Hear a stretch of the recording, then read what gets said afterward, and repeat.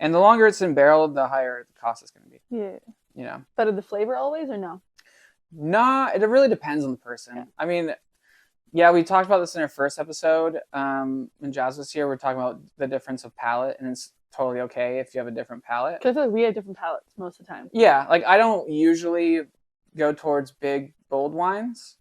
I usually stay within the light to medium body range, just because when I don't know if how you define a sommelier. I'm confused on it. So I'm not I used one. to I used to taste with a lot of wine reps, and they would bring me. I was in California, so naturally there were some wine reps that only repped Napa wines, and so like here you're gonna have a beautiful tasting today. We have 15 bottles of Napa Cabernet Sauvignon for you to drink through.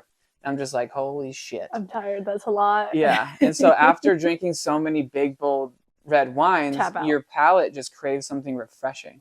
And so that's why there is this ongoing joke about a sommelier's favorite wine is a Riesling, just because it's so high in acid that it actually refreshes the palate rather than like, you know. Tannins in it. Oh. Yeah.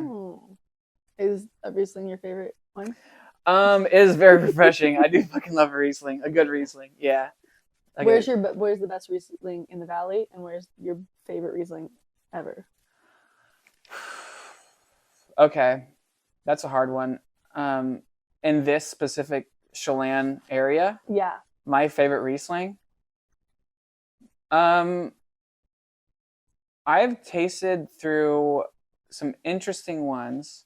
Rocky Pond is up there for me, just because they have that kind of petrol diesel. It isn't that sweet. And it's dry. Yeah, I like dry Rieslings unless I'm eating like spicy Thai food or Indian food. Then I'll go for an off-dry Riesling because the spice offsets the sweetness and vice versa. It's a really good pairing. But yeah, usually dry, completely dry, bone dry Riesling for me in the summertime. But yeah, Rocky Pond, Amos Rome for sure. Those are kind of my two that I can remember because I feel like there's not a lot of people in Chelan that do Riesling. No. And a lot of the reasons that I've had here are on the sweeter side. On the sweeter side, right? Yeah. That's a hard pass for me. Yeah. Did Vindulak have one? I believe they do. Yo, does Vindulak? Someone in the back over there? They do. I don't think I've ever tried it. It came to my mind because I tried it at an industry event one time, and I was like, "Oh, this is good." So it piqued my interest. So those are I would guess the top three. Where did Riesling come from? Riesling comes from Germany. Yeah. So my favorite in the world is Mosel Riesling and Nahe Riesling, or Naha. Are those names of wineries in? Those are regions. Okay. Yeah. So those are some of the best growing regions over there for. I mean, there's a lot of really good growing regions for Riesling in Germany, but yeah, Donhof is my favorite producer of Riesling. Okay. It's got to be my favorite. Donhof. He just makes some fucking stellar ass one. And there's this one dude in Santa Barbara. I don't know if he's from Austria or if he went to Austria for a significant amount of time, learned over there, and then came back to Santa Barbara. But he makes an insane Riesling and also a Gruner Veltliner. Can you say that one more time? Gruner Veltliner. That's an Austrian grape for you. Beautiful. It's a lot like Riesling. In Austria, it's always dry. So there's not like a really. I mean, they make some off dry. Why do wineries like decide sweet, dry, off dry? I think it depends on. Or is it like I didn't plan this, but this is how it turned out. That's how we're going to describe it. There's some of that going on in the industry for sure. But the more reputable and practiced winemakers have a goal, and they know how to execute that really well. And those are the ones I fuck with. You know what I'm saying? Like, I respect you. Yeah. I think it's more tradition. Okay. I think a lot of it comes from tradition, and then people just started making it that way. Right. Kind of like don't break it if it's not, or don't fix it if it's not broken. Yeah. Don't break it either. It's kind of like Method Champenois with champagne. Dom Perignon, he's a monk, like a Catholic monk.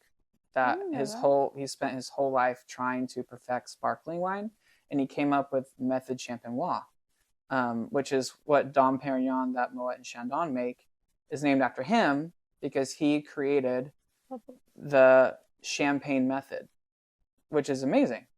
And that's the method that most but people... do monks drink? Monks drink. I didn't know that. Yeah, I Good mean, for them. monks made some of the best alcohol in Europe. Like, they created some of the best alcohol. Like, they made beer commercially for the first time in Belgium and Germany. Yeah. Much respect. Like, there's... In Belgium, they have Trappist ales, which Trappist, it means it comes from a monastery where monks are. And so... I get more wine. Yeah. And so there's that. And so basically what they do, they commit their lives to studying the teachings in the Bible, and then they have to commit their lives to one labor task. And so, as far as I know. And then monks in Europe, they're like, we're going to make alcohol. And we're going to try and make it the best we can. That's what I would choose if I was a monk. Yeah, right? That time to kill, let's practice. Yeah. Yeah. So that, I think, so going back to my favorites, it's got to be Donhoff. And then in Santa Barbara, his name is, I always botch his name. Maybe born, maybe from, maybe visited Austria. Yeah. Man. It's either Tatomer or Tatomer. All right, guys, take a break for a minute, because if you enjoy the show, I have some amazing news for you. Do you want exclusive content, more episodes per week, behind-the-scenes snippets, discounts every time we drop some dope-ass merch? Do you want your opinions and hot takes to be heard on the show and be a producer on the show? Because if you do, head to patreon.com/officialbungpod. We want to hear what you have to say. We want to see your hot takes. We want your opinions. We want to cover your topics on this show. Just be a part of the Bung Pod Jabroni gang. Head to patreon.com/officialbungpod. Now let's get back to it. I think it might be Tatomer. But anyways, cheers. Great winemaker in Santa Barbara. So that Riesling is amazing. I have to give Rieslings another chance. Maybe you should give white wine. We have the Amos Rome Riesling at the restaurant, and I do like it with the firecracker pizza. Which restaurant? The local Myth one in Chelan. Oh, yeah. Pizza extraordinaire, this one. Pizza and wine, it just really makes sense, you know? Yeah, it does. So do you manage it or do you co-own? That one I just am the manager of, and then I co-own the one in Co-own the Cafe Myth? Mm-hmm. Nice. You need pizza, I'm your gal. Heck yeah. And do you do all the buying for like the wine in both of those locations? The cafe is located on Benson Vineyards, a winery's property, so we only use and distribute their wine. Out of respect, they're the state winery. And then for the downtown location, we support all. When I became manager, there was 30 wines and like 2 from the valley, and now there's 22 wines all from the valley and none other. So, which is hard because again, we don't have all the seasons and have all the types of wines. So yeah, but making it local was important. Yeah, and we're surrounded by deliciousness. Heck yeah. Yeah. Random question.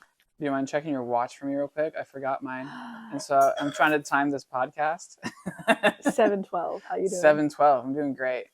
I just gotta know when to cut it for my Patreon people and give them a special episode. What does that mean? Patreon? Patreon is that they will pay monthly for extra exclusive content that we make. Oh. And so they get, the lowest tier gets behind the scenes stuff, and then they also get like an extra episode weekly. So, yeah. Fancy. Do that. So, yeah, so it's really awesome. They get like an uncut, style. See all the chaos. See all our fuck ups and everything we mumble. I'm like, oop, shit. Forgot that. I like it. Yeah, they get behind the scenes stuff. So, so your whole history in wine. So you're just like a wine consumer. So you're just like a consumer. So what kind of wines do you like to buy? You said full-bodied. Yeah, like a Malbec's probably my favorite go-to. But often when you go, one. Normally when you go to a restaurant, you ask for a glass or a bottle of Malbec. It's like often sweeter. I've at least noticed in this area. Like when I go out, it's not one that I like to order at restaurants, even though it's my favorite varietal. It's a very much like, I think it's my favorite, so like not anyone will do.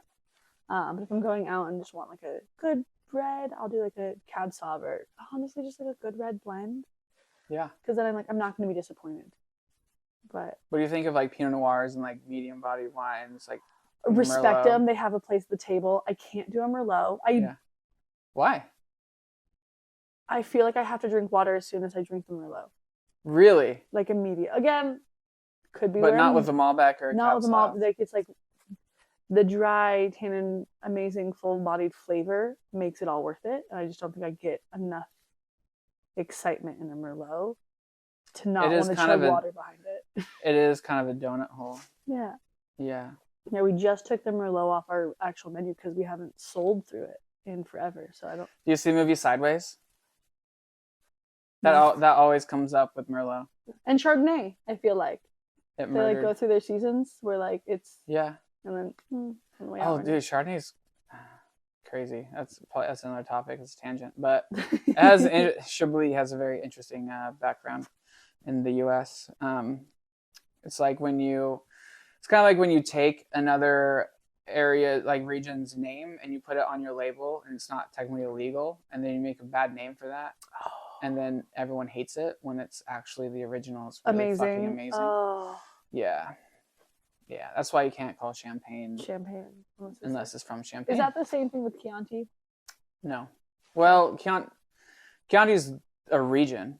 Okay. And the grape is Sangiovese. So Sangiovese. Okay, so like here, we don't have Chianti, but we have Sangiovese, but it's the same grape. Yeah. Okay. The same grape.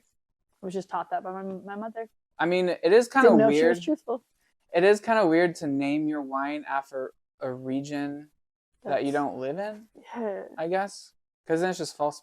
You can't call it a Chianti because you're in Washington. Yeah. You know, you're not in Chianti. So it doesn't make sense. So I feel like you can't do that if it's regional like that. But it's not as aggressive as like Champagne. Yeah. Because it makes no sense to say so. Yeah. You can't say so. Yeah. Because the whole point of putting a region on your bottle is telling you where it's from, where the grape is from and where it's made. Mm. And so if you do that in the States...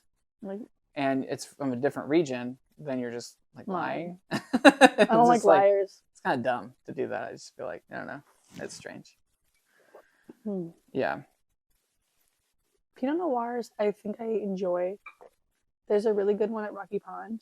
Oh, really? That they chill for me in the summertime. Because again, not liking white wine and not liking rosé, but my favorite hobby is wine tasting. So they'll chill a bottle of their Pinot Noir for me so I can have a chilled glass of it.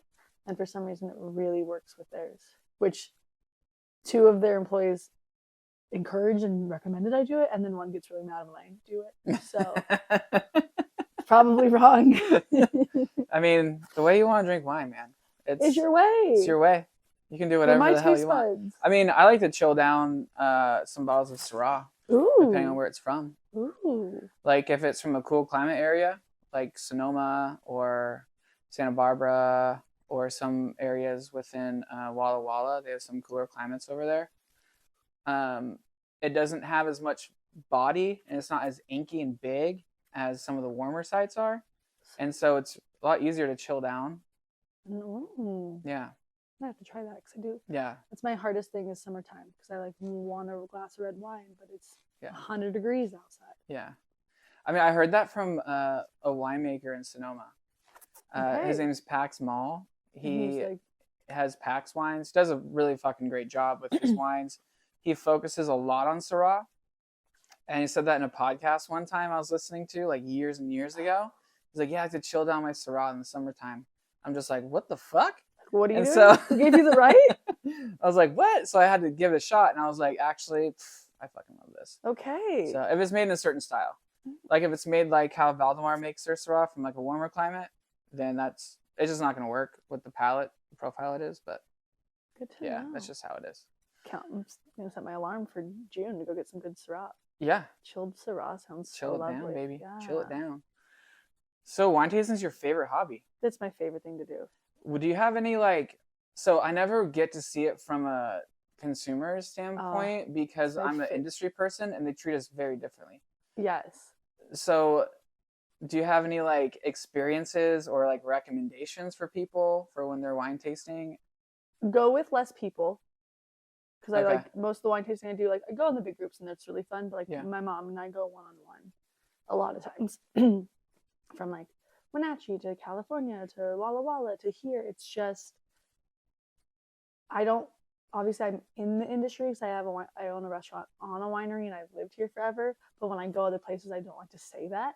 Oh yeah. Because I think wine's a lot about like how it's sold to you is how you enjoy it. And so I like to not say that I know anything about, like, one, I don't really know anything about wine, like, as fact. I know a lot about wine as my opinion, and so I don't like to share it with the person doing the tasting. I like to sit and get their explanations and their feedback, and a lot of it's maybe coming from the owners or the winemakers, but they're saying it in their own words, and I really enjoy that. And I've noticed that, like, there's good wine all around you. You can find Again, so you prefer it when people tell you about the wine in their own words versus like reading off a script? Yeah. Like, so it's not like as robotic or... Yeah, just more natural. And like, I went one place one time and I was like, can you just recommend, I don't want to do a tasting, I'm in a little bit of a rush, I just love your favorite glass of wine. And they're like, I don't like wine. I've never been back to wine tasting this. I'm sure the wine is fine. They work at a winery. Lie to me. And it could, and I don't like wine. But it's just, the experience to me is fun because, again, I think me and my mom are very similar in a lot of things. Like, some of our favorite wines are the same. When we are wine tasting, our opinions are usually very different. So, like, my favorite wine of the four will be her least favorite. But when we're like deciding what wine to get for like a girls' night at home, we always show up with 2 bottles of Malbec or 2 bottles of Cab Sauv. And so it's funny to just like see how similar we are but different. And so when people like try to put yourself like in a box, I went for a bachelorette group because that's what you do and it's fun. And I love my 7 friends, but it was just like, this isn't fun because we're all lying. We're all just trying to figure out what like wine we like the most to get a bottle fast because we're chaotic. Yeah. So I think wine tasting one-on-one with somebody is really fun. And it's just, don't be in a rush and don't take it too seriously. Yeah. I used to like, I probably should still dress up for wine tasting, but I used to like dress up and it was an event and it was such an amazing experience. You never go in like your pajamas? I have now.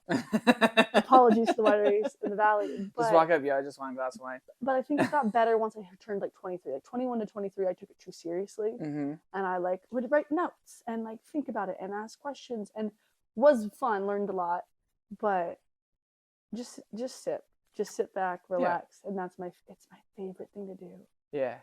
I do recommend no more than 3 wineries in a day. I've tried 6. I don't recommend that. Jeez. And safety is sexy. Always have a driver. I have done 7. I've done 7 wineries. 7 in a day? Yeah. Although the first like 4, I'm dead. I was spitting the whole time.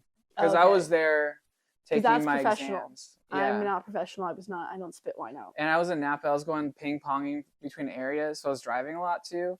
And so I was like, yeah, I'm just going to spit all these out. And then I know by the taste what I like. I'm just going to buy those bottles and enjoy them later. Professional. Yeah. Wine enthusiast, professional drinker. Very different. Very different. Yeah, I mean, if you're going to like more than 3, then you should probably spit or, I mean, swallowing is great too. You know, it's always fun. Your choice. That was dirty. Hey. Or have lunch in between. You know, take a breather and then get back to it. You know. Don't do a taste, buy a bottle, drink the bottle, go to the next place. Yeah. That's what I often do. And then it's dangerous. Yeah. And a great time, though. It's just so fun. What's your favorite part about wine tasting? Like, why do you like it so much as your hobby?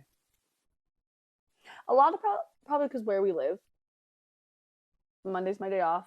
There's not a lot of things open on Mondays, especially restaurants. So food's my passion. Wine's a hobby because I don't know. I think there's a lot more to the wine than the taste. And so like going to all the different wineries, meeting the people, seeing the views, sitting back, relaxing. I just think it's so pure. And I think a big part of what I like is I'm a social person. And so wine tasting is very social. So you're often talking to a stranger who's serving you the wine. You're probably a little bit buzzed at your second location. And so you're making friends at the bar. And it's just like an elegant way to be at a bar at noon. I like that. Elegant way to be a part. All right, guys, take a break for a minute because if you enjoy the show, I have some amazing news for you. Do you want exclusive content, more episodes per week, behind the scenes snippets, discounts every time we drop some dope ass merch? Do you want your opinions and hot takes to be heard on the show and be a producer on the show? Because if you do, head to patreon.com/officialbungpod. We want to hear what you have to say. We want to see your hot takes. We want your opinions. We want to cover your topics on this show. Just be a part of the Bung Pod Jabroni gang. Head to patreon.com/officialbungpod. Now let's get back to it. So this is just a slightly corked Syrah from Valdemar. And it's really not the winery's fault that it's corked. It's the cork manufacturer's fault, really. Well, it's the cork tree's fault. I'm not gonna put it on. Never trusted a tree in my life. That's why they're beautiful. So when you taste a wine, and if it's faulty, can you detect a faulty wine? Or are you just like, yes and no, to the absolute extreme? Like, again, managing the restaurant that I do in downtown Chelan, we date our bottles and we're pretty busy year round, so we never really have an issue with. You date your bottles? Yeah. Do you have conversations with them? Like what kind of conversations? They never talk back. Like when you date them, and they usually ghost me. It's so rude. Oh shit! Bastards. We label them with a date. We open them and we try to go through them in that time. Just one, because we're selling products of the town, not just a random bottle we bought from California. So we don't want them to try Benson, Amos Rome, Cardis, any of those wines and be like, oh, that winery must suck. And it's no, we had the bottle open too long. So we label them with a date, not take them on dates. And with staffing turnover and seasons changing, like I can tell when it's like so bad it's vinegar. And like they'll send, like someone will send the glass back and my servers will be like, no, it's absolutely fine. And then I'll try it. I'm like, no, that's horrendous. It tastes like vinegar. Yeah. But that's sadly as good. I can tell if I don't like it, but I can't tell you why I don't like it. I can't tell you if it's because it's corked, if it's too acidic, if it's been open too long. That one, that's really long. But like I can just tell you I liked this bottle when I had it last time, but this bottle I don't like. You have to tell me why. Okay. So, for example, do you know what VA is? Should have had no. The VA I'm thinking of is not the VA that you are. What's the VA you know? Like for the veterans. The veterans? The VA. Okay. Yeah. Let's go to the VA with my grandpa. Yeah. VA has a negative connotation in the wine community. Not the veterans. Great connotation. You can cut that out. It's called volatile acidity is what VA stands for. Volatile's not like a fun word. Volatile. No. If anyone's volatile, then they're red flags. 86. You just cut them out. Sure. 86. Facts. It's kind of like balsamic vinegar a little bit. That's what I think bad wine tastes like. Yeah, exactly. That's exactly what it tastes like. Maybe because it tastes like balsamic vinegar, but taste how balsamic vinegar smells. Yes, when totally. It's being exactly. Reduced? Reduced, yeah. That's exactly what VA is. So it tastes like how balsamic vinegar smells. And it can add like a little bit of sweetness to wine too. Like a sugary sweetness. And so that's a huge red flag. A lot of low quality winemakers will have a lot of VA because they don't know how to not have it in there. It just sets in whenever you're being careless or being lazy. That's when it happens. And it sucks. Like if you leave a barrel empty for too long, or top it off, or or if you're not managing your ferments correctly. So that's why people do punch downs on ferment bins, is because there's a cap that's on top, and the cap rises because the CO2 when it ferments pushes all the solids up on top. I was going to say upstairs. Yeah, pushes all the solids upstairs, and then you have to punch it down. But if you just leave it there, then all that shit will turn to VA, and it'll be gross. And then it's just like too late. And then it's too late. You can't rehab it after. Yeah, once the wine is VA, you can't go back. If you open a bottle and it has V8, did they know before they bottled it, and they just like hoped no one would notice? They totally did. Has nothing to do with bottling. It has everything to do with the winemaking. Sometimes, like if you don't top enough, then VA can set in to the wine. But I don't know, dude. My friend, who you know, I won't say it on here, but who you know, tops his barrels twice a year where most people do it like 3 times a month, or no, if not more. Once every 3 weeks, or once a month. Twice a year. He does it twice a year, but his wines are spectacular. Like he does a great job. So is there like a reason for that? That's just how he learned how to do it. I think he. But how does it work for him and like other people like would cause V8? VA. Like, VA. You're saying the V8, like like an engine or the V8 splash? Like should have had a V8. Should have had a V8. Damn it. I don't know why it doesn't do it for him. Crazy. I mean, he never opens his barrels. He never takes the bung off of the barrels, and so like tops them every like twice a year. How much is missing? Like, does he have to top them a lot then? Yeah, there would be a lot missing. Yeah. I'm not sure. It really depends on the temperature control, the humidity inside the room, and everything too. For all of his wines, or like a set? All of his wines. Wow. All the wines in barrel. Okay. Not the ones in tanks. Like he has concrete. He has like terracotta stuff too. But the more you know. The more you know. But it never had a negative impact on his wines at all. Wow. That's impressive. It's crazy to me. I don't know. Because I heard that would take a lot of like time and effort out. Yeah, it totally to does. Not top them, but yeah. And so like I asked him, I was like, dude, what do you do in the summertime then? Because there's not really a lot to do. I mean, the vineyard side there's a lot to do, but not on the winemaking side. And, if you're not topping your barrels, Yeah, and he has a tiny vineyard, and so he's like, I just sell wine. Yeah, and so he just good for him. Hangs out in the lake all summer. I'm like, sign me up. Okay, dude, that's dope. Good for you. So for this one being corked, how do you think it tastes? I mean, kind of like I said earlier. Because I got more of that in the smell of the cork than I do in the taste. There's the cork has a lot more. This is a 2020, so it's been in bottle for a good amount of time. I don't know when they bottled it, but everyone has their own set dates on releasing. I just got this in June. Oh. So I don't know when they bottled it. Are you part? It could have been 6 months before that. I'm not. How many wine clubs are you part of? I've pared down a lot actually. 2. I have 2. Oh, okay, that's impressive. Yeah. I went down and then I went back up. I have Carhartt in you love them. In Santa Barbara because that's where I started, and I think they have amazing wine. And I'd miss them because they're not local here. She's shaking her head. And then I have math is wrong. And then I have Roti Cellars. Oh, so that's 3. In Walla Walla. So he said 2, but he lied. So that's it. Is that it? That's it. Yeah. I dropped that one. Nix that. Cut that out. Cut the name out of the winery.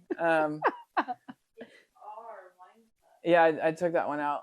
They're gonna fight. So we're gonna fight later. I have a future one that I'm planning on joining though. Ooh. So, and that's the Walls. The Walls in Walla Walla? In Walla Walla. Nice. I think they make consistently amazing things. In a year, as like an anniversary of me being on the podcast, can we do one of these in Walla Walla? Yeah, that'd be sick. Cool. That'd be so dope. Cool. We can do like we can also do like an extra content thing for Patreon. Oh, there we go. Yeah. So I'll give him like a little present with us like vlogging. We're taking Becky to Walla Walla. Made like a whole video of just us like there is a bar in Walla Walla that you can drink a cocktail out of a dog bowl, and I feel like I should start classy at a winery and end there. I think that'd be great. I love that. Great content. I really need to hang out with you in Walla Walla. That's a fact. That's a fact. Maybe we do like a couple strip or something like that. That'd be fun. So fun. Yeah, that'd be a blast. But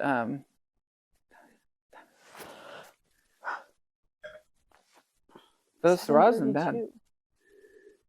How long are episodes? For being 45 minutes. Nice. Because it's honestly like you can smell it in the cork more than I can taste it, which is pretty impressive. I mean, the flavors are definitely muted. There's no like aftertaste. Like I think I like a mulled Syrah and Malbec because like you smell it, you drink it, and then it lingers in like the best, beautiful way, and you don't get that here. So is that like what you're really looking for in wine is length on the palate, or which I've never known until I just said that. Yeah. I think I respect a wine more if I can taste it after I swallow.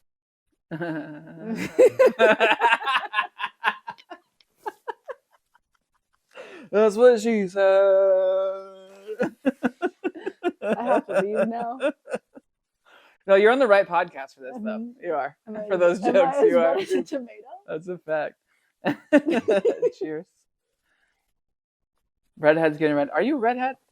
No. I was a deep brunette. You're kind of like, I'm going gray, so I'm just you gonna like start don't even know where you're at. I'm in disguise every day. Strawberry blonde. Yeah. My dad's was a redhead, and my mom had to get him a new passport, and he had filled it out color hair red, and my dad found it and scratched down and said or no, sorry, story was wrong. My mom wrote strawberry blonde on his passport application. Okay. And he crossed it off and wrote red. He hasn't. It's gray now. You can keep it. Yeah, it's completely. He was like, no, I'm a completely redhead. gray now. Oh, that's funny. So he was just like, nah, I'm red. Mm-hmm. I'm not strawberry blonde. Did he take offense? Oh yeah. To like that? Very upset. He doesn't like strawberry blonde people? He just thinks he's a redhead still. Okay. He likes his identity. Yeah. It was his claim to fame forever, and now that it's not there, he doesn't really know how to act. Yeah, doesn't know how to act. Question with that. So we do Thanksgiving with my dad's family. I wasn't there this year. Mm-hmm. All of the women on that side of the family's teeth turn purple when we drink wine. Yeah. Why? And mine doesn't do it as much because I think I get my mom's genes. Yeah. But my sister who drinks like a glass of wine to my one bottle, and it's like immediately purple. Explain. Well, I'm not a dentist. A dentist can definitely tell you that. I feel like that's gonna be taught. I think it has to be taught in wine school. It has to be. Add it to the education. It was not taught in wine school.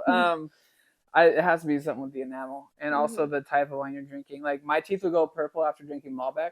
It has to be more than a glass. I feel like for me.